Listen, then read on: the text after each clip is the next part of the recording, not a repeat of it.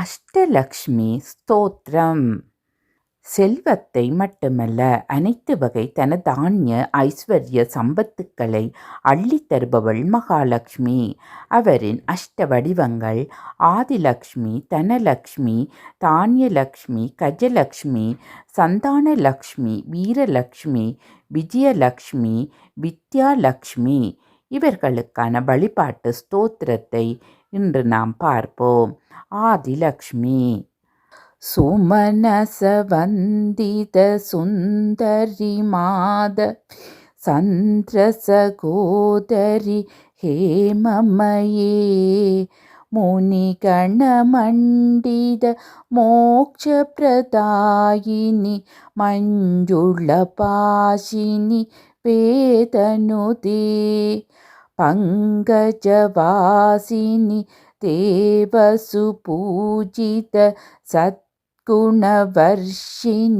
சாந்தியுதே ஜெய ஜெய ஹே மது சூதனகாமினி ஆதிலக்ஷ்மி சதா பாலயமாம். சந்தானலக்ஷ்மி. அயிதகவாகினி மோகினி சக்ரினி ராகவிவர்த்தினி ஞானமயே குணகணவாரிதி லோகஹிதைஷினி ஸ்வரசப்த பூஜித கானருதே சகல சுராசுர தேவமுனீஸ்வர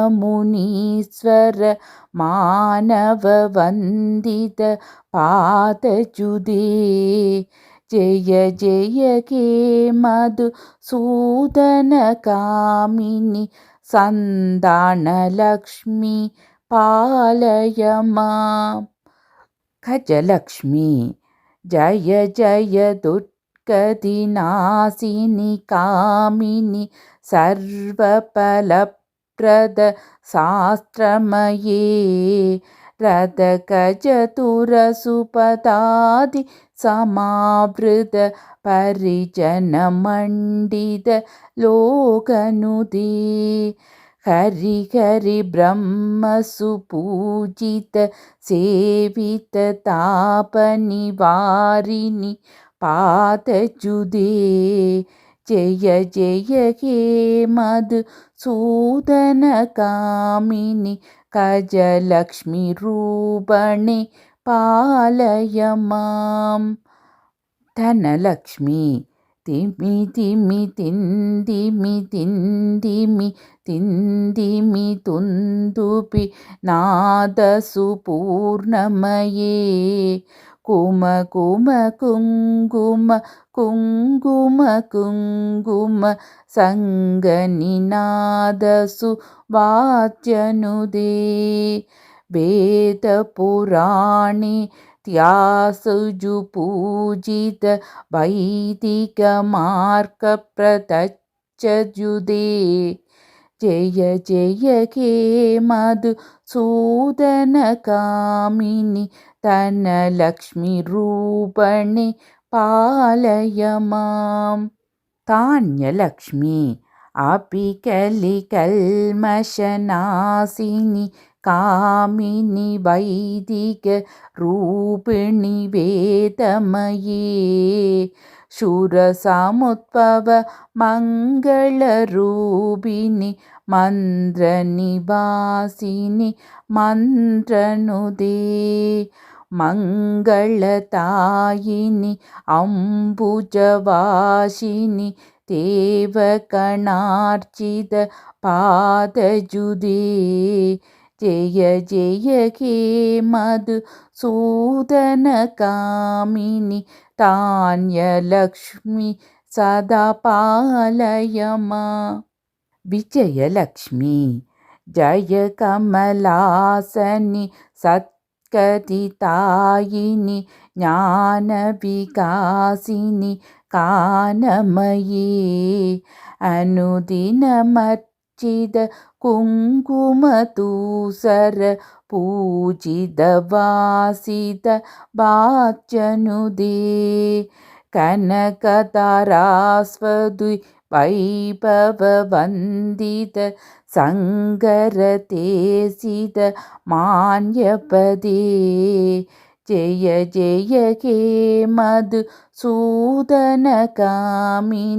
विजयलक्ष्मि सदा पालय मां विद्यालक्ष्मी प्रणतसुरेश्वरि पार्वती पार्वती शोकविनाशिनि रत्नमये मणिमयपूजित कर्णविभूषण शान्तिसमावृत